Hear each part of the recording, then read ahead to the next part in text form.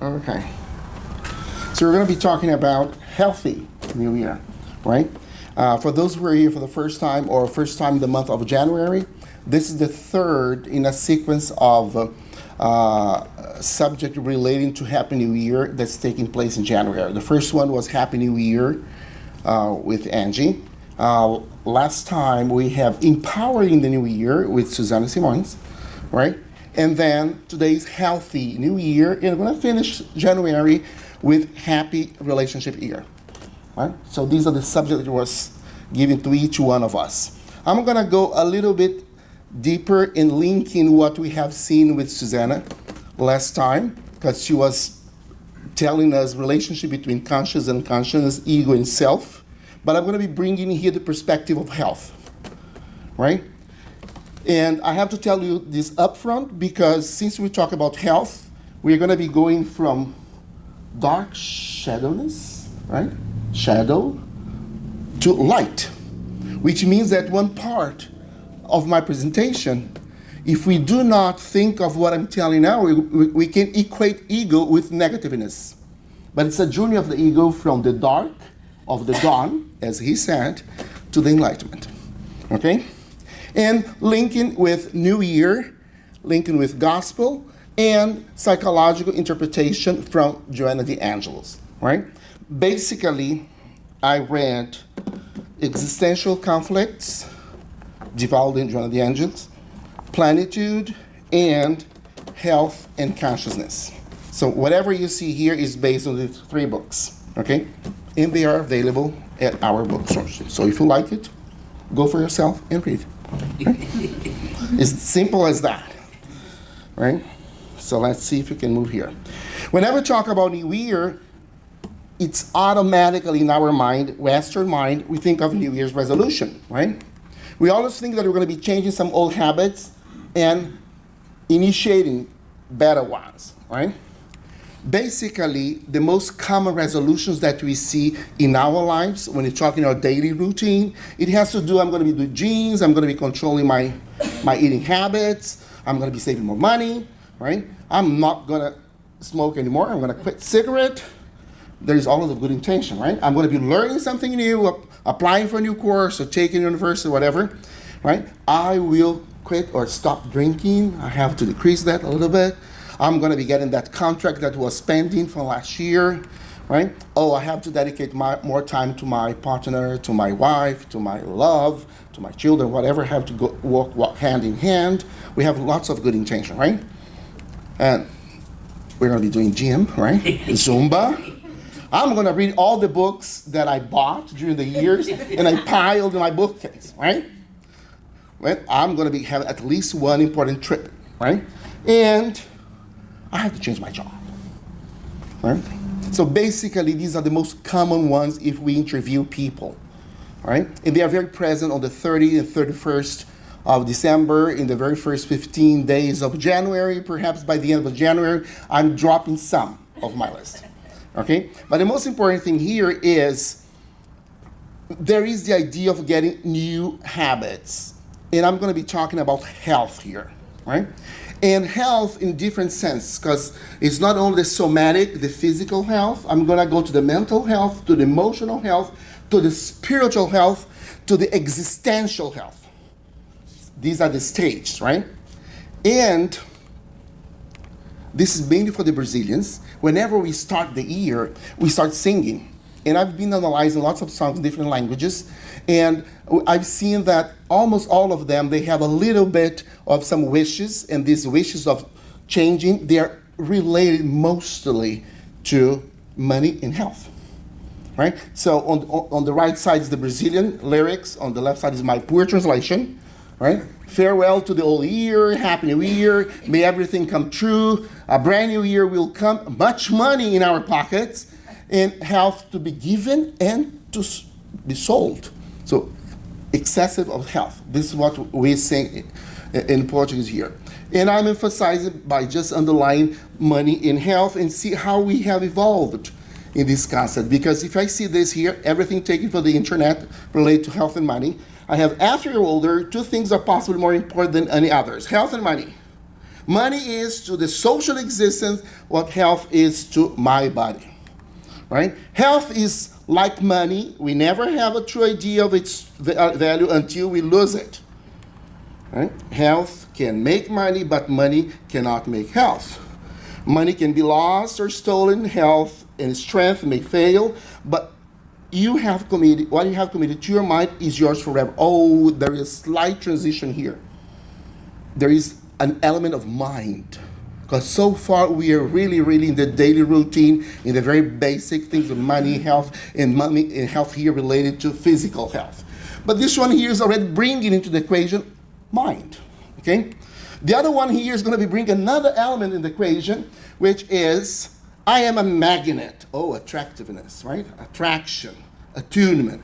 I am a magnet for divine abundance. Oh, the word God entered in the equation, right? In the form of, then reduction again, money, health, and happiness, right? Love is not there. Love is not there, even though it's the source of health, right? But we're evolving.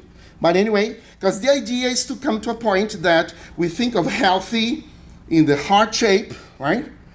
And at the same time, because I have just got in my car here on the windshield, this is New Year's resolution that was put on my windshield saying, get lean in 2018, only $69. So health and money.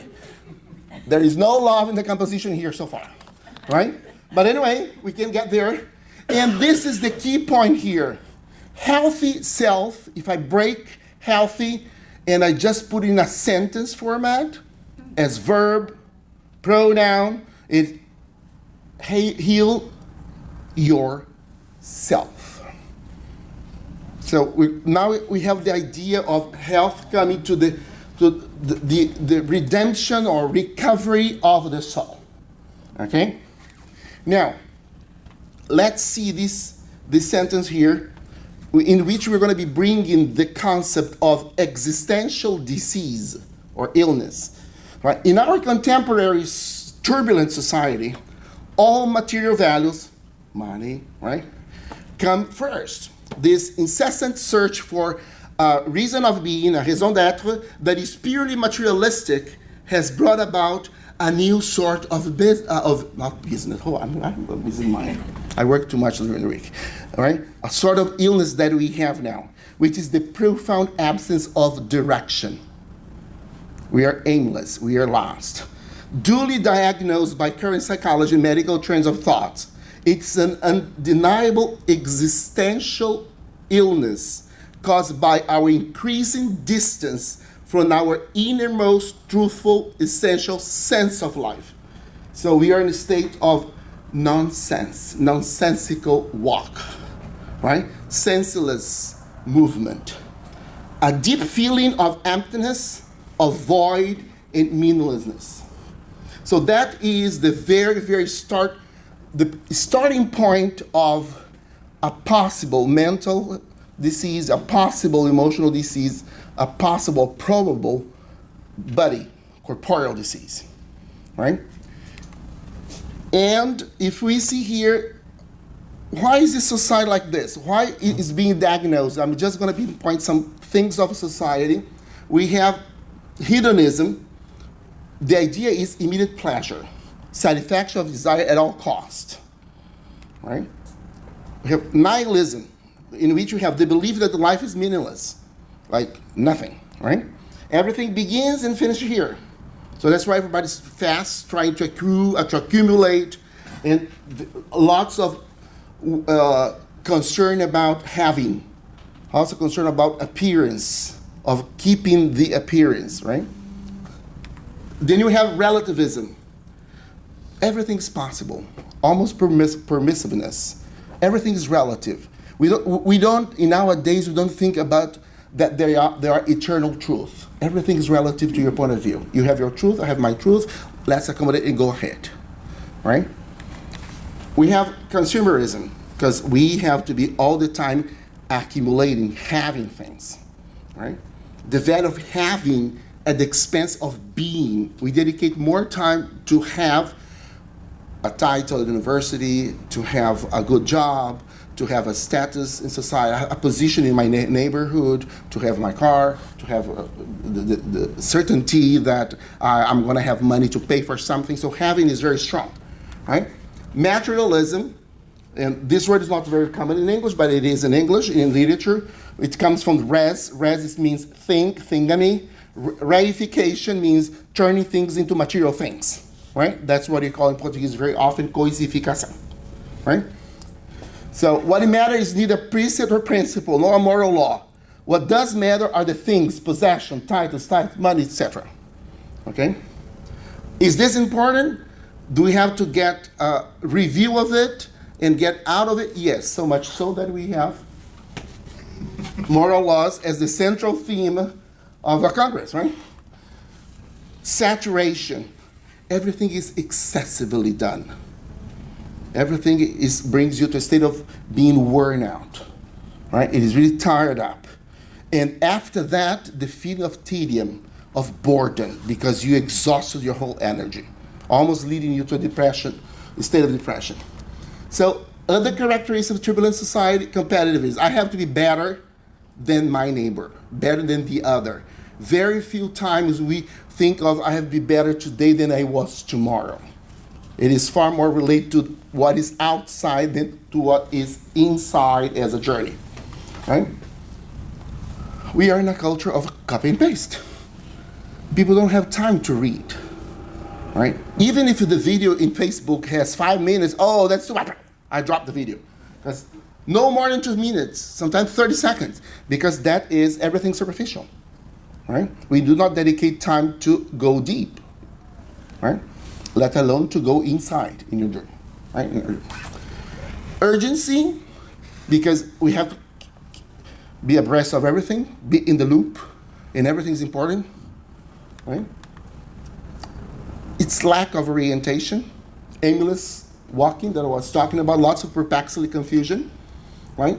An inversion of value, so much so that we say lots of money in our pockets and having health to give and to sell, right? And this essential void.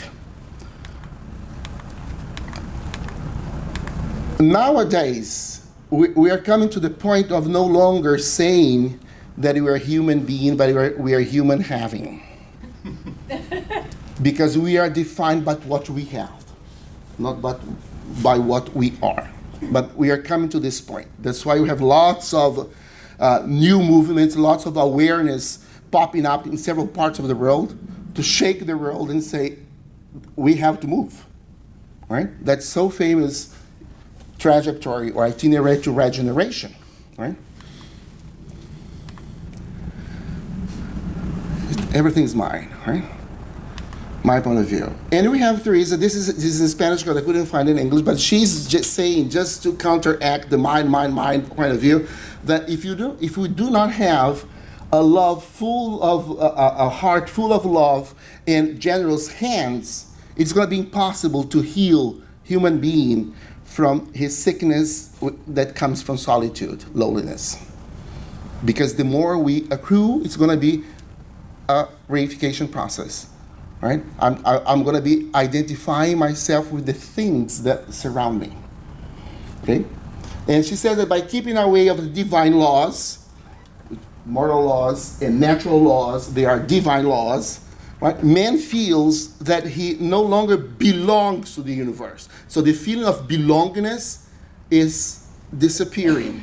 He is now disconnected, right? So he stops receiving the correct dosage of vital energy. And consequently, he's going to be spiritually, emotionally, mentally, and physically ill. Because this lack of connectedness with the vital energy is eroding, is weaning, is disappearing, right? So that's the idea of that the body disease, it's going to be starting as a spiritual disease. And accumulating the 4 kinds of disease, we're going to be talking about existential disease, right? This sentence is beautiful and very strong. she says, one of the greatest diseases is to be nobody to anybody. If this is so famous, whoever, whatever, right? This is lack of meaning to in the relationships at all. Basically, that's the journey. It looks like a Christmas tree, but it's not a Christmas tree. It's just because I put centralized, right? It is I, mine, I can, only me, because it's mine. And then you come to the whole trajectory to the emptiness. You go to voidness, emptiness, blindness, because I'm not able to see inside myself. There is shadow, it's darkness at this point. Nothingness, helplessness. He said his great word is hope and optimism. Human beings in general are coming to this negative point. That's why it's very, very important, the self-realization that we have to change our gears, right? Where are the resources? Is it in Facebook? Is it in Twitter? In Pinterest? Is whatever, right? Where are the resorts? Is it in the Internet of Things, right? We should be asking. I have lost them all. That's the idea. I don't have any more. Where have I lost myself? Because we end up losing ourselves. And I only feel the absence at this moment. What have I done so wrongly, and why me? That is the general starting point, or the triggering process of the beginning of an unhealthy process, right? So this why me is really big, mainly if we're talking about physical illness or a terminal thing or whatever it is. And the common reaction is lots of why in the human mind. Why has happened to me? Why do I deserve it? Why has God allowed it? I have not finished it yet. Why have they, because we place outside, why have they placed a period, a stop in my life? May I still change it for a comma? Try to do something here and add. That's a question, right? And yes, sometimes by wrongly exercising our free will, by disconnecting with the moral laws, disconnect with the source of vital energy, my ego can and may, God respect and allows us to exercise our free will, place a period instead of a comma in my life. I can do so. But when I analyze the whole situation, right, I can start thinking, how can I find out myself? Because while we are still looking for somebody else's support, we are still getting there. But the great question is, how can I find myself? Right? How can I learn lessons and discover myself in a different way? While we are stuck asking why, we're thinking about the past, which are the causes that have brought me here, have brought me forth to this situation, right? But when you say what for, you start moving your mind into the future. So you start deriving lessons or discovering other facets of your ego that you perhaps haven't exercised, or discover in what moment there was a disconnecting point, right? What and whom can I reach at such a moment of struggle? Okay? Whom can I follow? Whom do I count upon to proceed? And you start saying, mainly when you start studying spirituality, okay, not only this life, but in what point in my past life as well, did my parents, did my friends, did my fiancé, or my teachers show me how to deal with my sick spirit?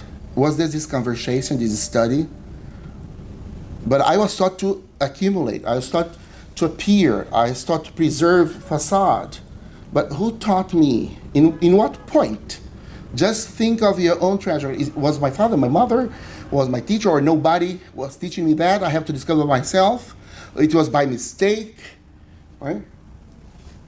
Anyway, that's the question. And this question may become like this, right? That's when the ego is already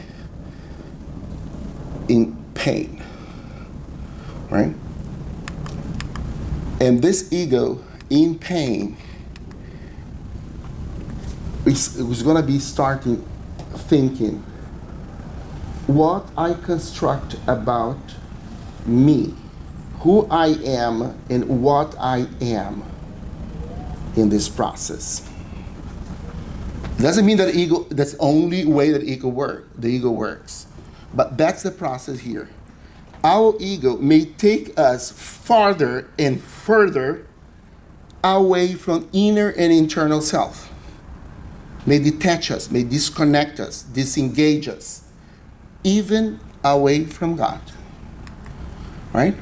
So basically, our ego is made of unquestionable beliefs until the point that it is required to think and to start an inner journey of self-discovery.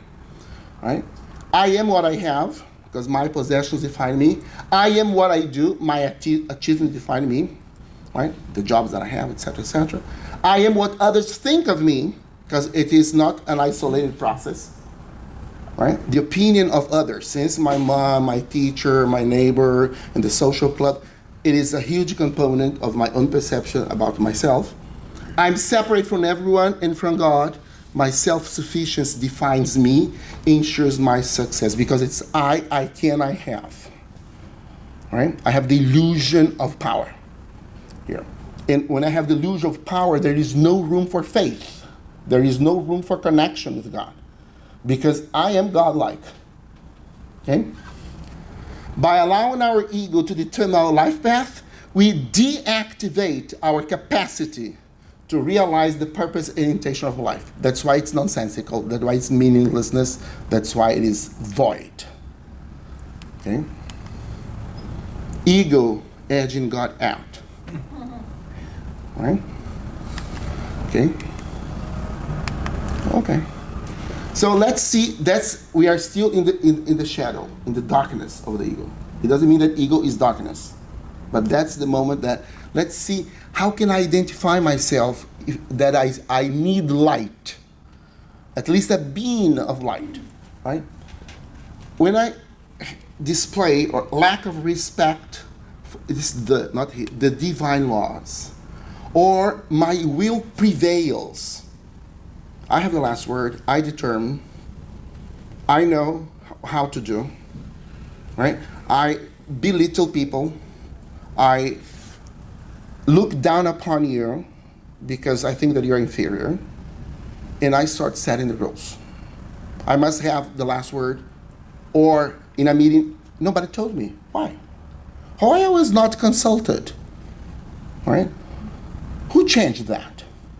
When I start manifesting verbally this thing here, it means that my will should prevail. Right? Feeling the attitude of omnipotence. Right? I believe that I can do. I stress myself to the point of even get to the void and use all my energy. Right? Because I do not allow myself the opportunity of weakness, of frailty, of fragility. Right? Because there is pride here. I cannot ask for favor. I do it. Right? If I'm not happy with what you do, I go there and I do it in your place. You can see this at home. You can see it in a relationship. You can see this in a school. Right? Okay? An egocentric, arrogant, conceited, high-handed, haughty attitude. Right? The person enters work, enters the center, enters whatever, church, right? And you can see that the person is self-centered. Even when greeting, he's not paying attention to you. If I'm shaking your hand, I'm looking there, right? I'm not even paying attention to people. I say, good morning, goodbye, formal-like expression. I'm not interested to know if you're okay. How are you? How are you? Fine, thanks. How are you doing? How are you doing today? You just go on walking. But you don't pay attention if the person said, okay, I'm bad. I'm feeling like I lost what to do. You're just asking for the sake of asking. It's a mechanic, automatic exercise that is verbally performed. Right? We have prominence of pride in vanity and prejudice, demand of satisfaction, guarantee in all expectation. I think that the world has to satisfy me. Whatever I do, there must be a certificate of guarantee.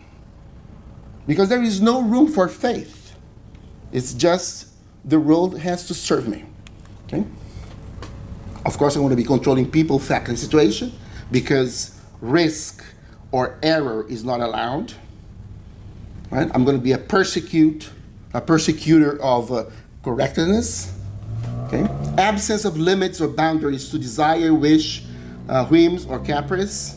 Or perhaps I can do it because I am the director, I am the president, or I am the head of the family.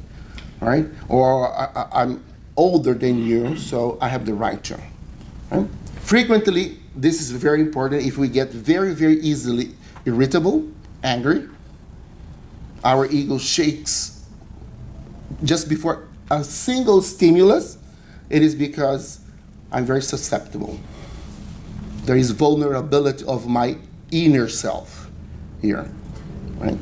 Constant anxiety, and it's been already 2 months that I'm really tired, exhausted, worn out.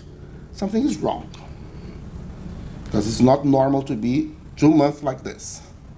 Right?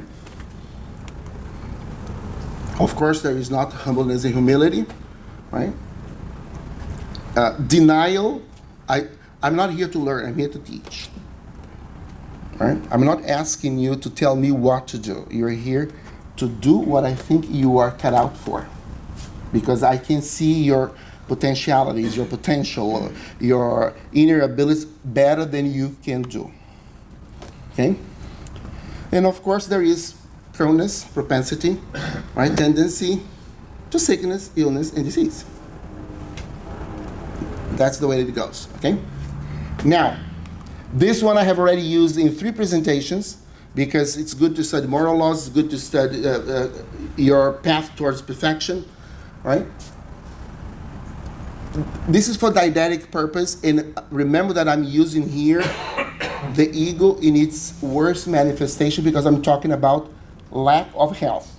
It doesn't mean that ego is only this, right? I'm contextualizing ego here as a cause of a health problem. So it is already at the border, at the extreme, at the edge of the situation. Right? This ego, because of the society, everything's temporary, passing, tormented, stunned, derailed, because it's not really fallen away, lost, is still the omnipotent, as you have seen it there. Right? Powerless, but inside is very fragile. The more fragile I perceive myself at this mode, the more I do to overcome and show. Incredulous, I know to myself, right? So this is, I'm going to be causing illness here. Right? And what's going to be happening if I'm not attached to moral laws, divine laws, right? I'm going to be hurting the other side. Myself, my inner self, which is my mortal being, my essential being, my superior being, the side of me that is a continuous learner because it's a learning process in a perfectioning process, right? It is sort of put in the corner. And the ego gets bigger. And there will be unbalance. And now we start talking about the health issues here. Right? In existence is not unbalanced in the body, which is going to be reflected later on. Right? Here we have existential conflict, where mind and emotion are struggling to understand their performance, their role in my life. Okay? Now, remember that there was a question, what resources are there? I feel resourcefulness, the resourcefulness of the situation, right? I feel resourcefulness. So, if we here, whenever we talk about moral laws, natural laws, we're talking about divine laws, there is one thing here that is very important in this definition. What is meant by natural law? The part that I like the most is the rule that assures my happiness. It is in the definition. It's there. Necessary for human beings to be happy.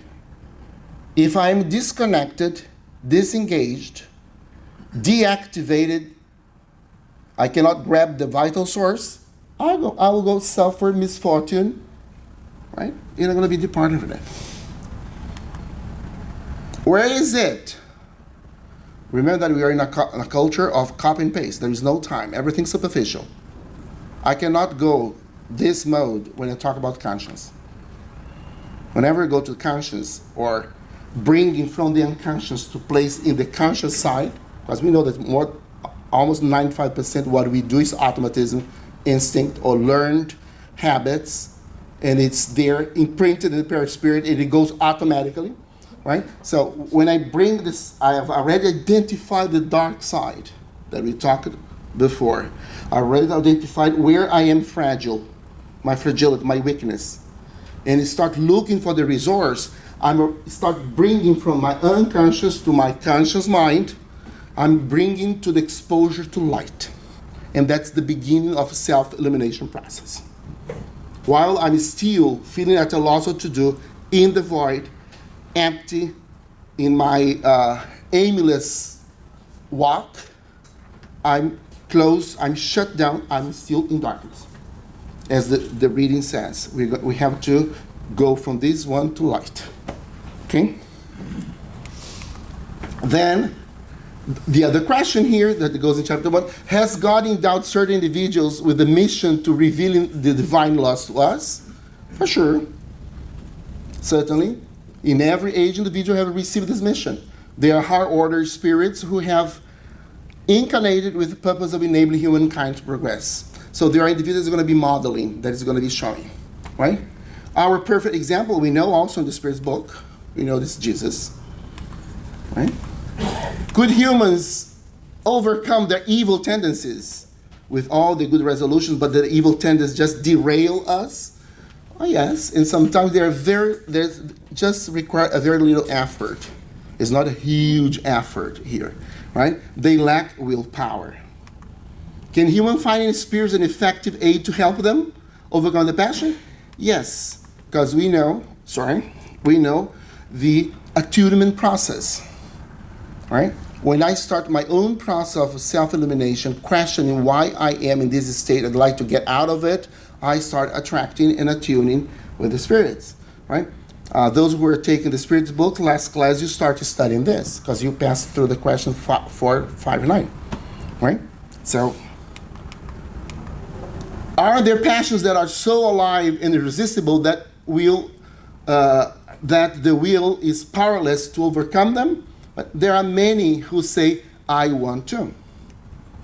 That's the triggering process of New Year resolution. Perhaps now, the 21st, we have dropped some, right? So, but we start like this. I want to, but their will is only on the lips. They want, but they are very satisfied at not being able to. When they believe that cannot overcome their passions, it is because their spirit is pleased by them as a result of its own impurity. Those who try to restrain these passions understand their own spiritual nature, and overcoming them is a triumph of the spirit over the matter. Right? Why we are not going to be fully and eternally happy in this life? Because we are still impure spirit. We are still imperfect. If we are imperfect, we cannot create a perfect state of happiness. We want to have moments of happiness or joy. And we are together with this turbulent society that we characterized, we are together in a place that is called trial and expansion. So Happy New Year is not going to be 360 days of happiness. By definition. Theoretically, by definition, it is impossible. Because we are talking about imperfections. Okay? But what signs can we recognize in individuals the real progress? How do I know that I'm progressing? The Spirit proves its progress when all the actions of its corporeal life consist in practicing the law of God. Right? And when it understands the Spirit life beforehand. Okay, but I'd like concrete examples to see if I'm doing well, I'm in the right path or not. Am I detaching from myself and being commanded by my ego in the negative side of the ego, not the positive side of the ego? Okay. There is also in the Spirit book. As Sage of Antiquity has told you, know yourself.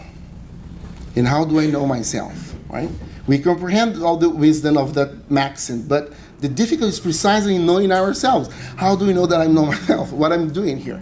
Okay, in the Spirit books, we're going to see there, right? These are questions that are there in the Spirit books, right? Have I failed in a duty today? Has anybody had reason of complaint about me? Why have I done it? Would I blame others if they have done the same? Remember that Sana talked about projections, transference, etc., etc. When the ego is just blaming the outside or trying to find a reason outside to avoid the light and prevent the light to come in to see the reason inside. Why would I do not dare to profess it? Would I cower before anybody's gaze if I pass away now? Have I been? Not has. Have I been against God, my neighbor, or myself? These are questions that appear in the very Spirit book for you to, as a guide to know if we are making progress or not. Right? Is it a repose for my conscience? Everything's in the conscious side. All right? Or I have a tormented conscience. This is the book of tormented conscience, Existential Conflict. Right? That's going to be creating, bring forth lack of health. Have some spirits been created good or others evil? No. We are simply ignorant with a mission. The word mission isn't the definition. Most of the time you say we are born simple and ignorant. We stop here now. Everybody has a mission. It doesn't mean that it's a Hollywooden mission that deserves a film, but everybody has a mission.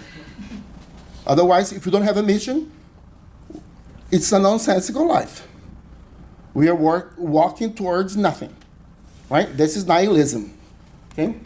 So, we have to do our work. It's not that easy. That's why we have to pass through a very narrow door, a gate. Right? So enter through the narrow gate, for wide is the gate, and broad is the road that leads to destruction, which is the result of a disconnection, disengagement, deactivation from the divine law, right? And many enter through it. The great majority, that's why we keep repeating reincarnation, right? But the gateway to life is very narrow, and the road is difficult, and only a few ever find. Then we're going to be here again talking about the narrow gate requires self-consciousness, requires discipline, requires perseverance, requires work from our side. We have to study. We have to do psychoanalysis. We have to get feedback from our lover, our friend, right? We have to promise to ourselves New Year resolution that we're going to be controlling a bad habit. And we're going to be advised if it happens again, right?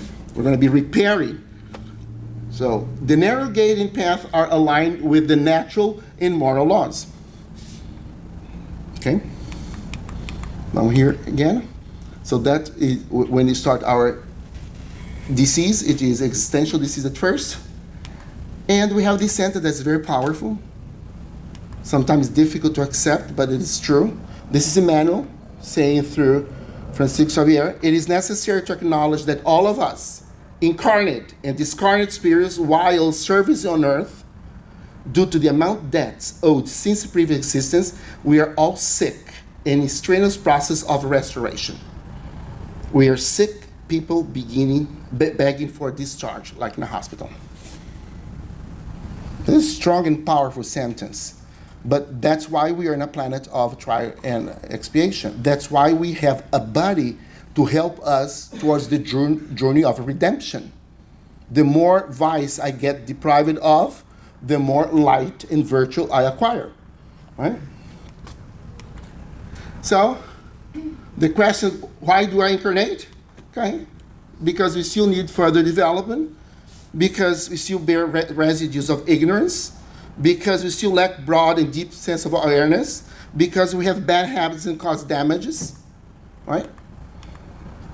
Because we misunderstand the purpose of our life, our mission, because we forget that all is intended to be, nothing is accidental, right?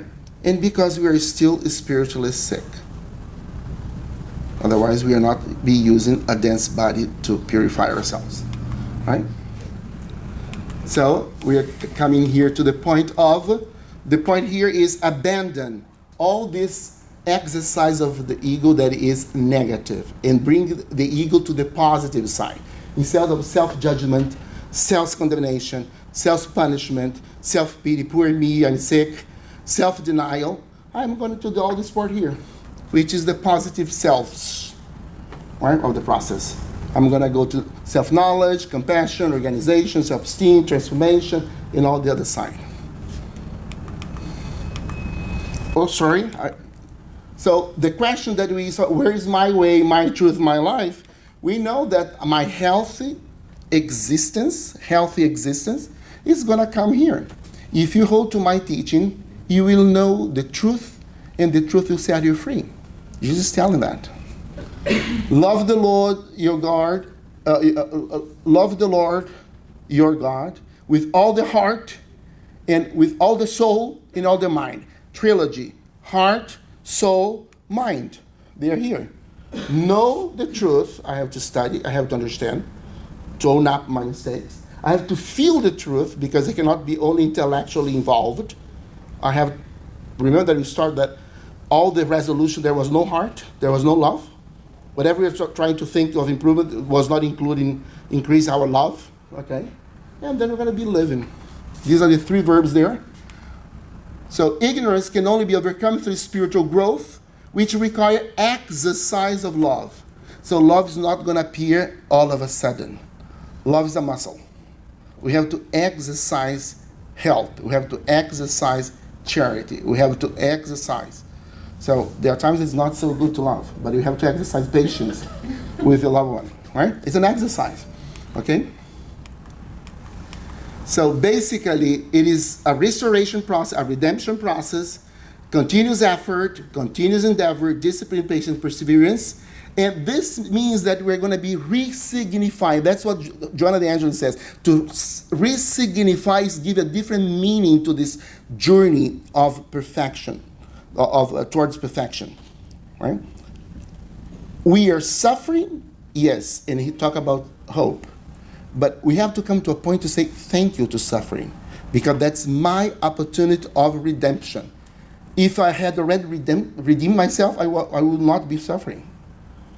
It's because I still have things to purge, okay? So that's the great message here for our self-transformation. Come to me. We know that he's going to be teaching us to be gentle and humble because he dealt with the situation gently and humbly. He was asked several times, are you the king? He didn't answer. It was silence. Silence spoke more than any word, right? Because he was demonstrating. He was modeling. Right? And we know that the yoke is easy and the burden is light with him. Sorry, King. Now, just to finish, basically, whenever we admit that Jesus is going to be our doctor, right, our physician of soul, we are going to be seeing how we move from one ego that is very, very rebellious, negative, to an ego that is proactive, illuminated, and full of enlightenment here. We have four attitudes here.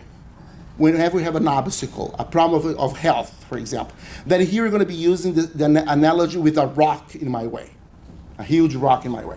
So if I'm rebellious, still rebellious, this is what I do. Perhaps we are still doing this, right? I have an egocentric and proud movement.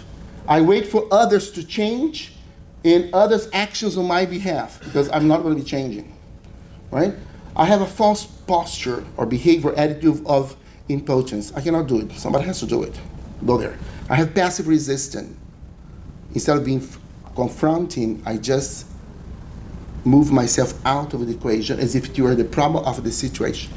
Right? God must change the course, not this. It's not well written. Course with you. The course of events and satisfy me. Difficulties are not invitation to change. For me, difficulties are really obstacle. And that is the attitude. I become angry, rage, and I curse, malediction. And I say, I kick such, put the adjective here, rock off of my way. Right? The softest one is bloody rock. You may go upper and deeper. Okay? But that's the attitude of a rebellious person. A person that is revolutionary desires to change and exterminate the exterior obstacle. The other one is just waiting for the things to rearrange. A person that is revolutionary intends to change everything and everybody, but by means of force. There is no negotiation or comprehension or compassionate behavior here. Is reactive and chaotic. Self-unaware, is not aware of all the things that she or he has inside. It's not disciplined. Right? Have a look at the reaction here. I will dynamite such a rock. It is far, far stronger. But the transformer is proactive because it's a learner. That's what is called the attitude of a learner. There is recognition what can be changed. It's missing a D there. And what cannot be changed. Focus on my willingness and capacity of transformation. I have the idea what I can do or what I cannot do, right? A true life learning attitude, there is, like Jesus, humble and gentle, right? I don't have to show my power being aggressive, haughty, right?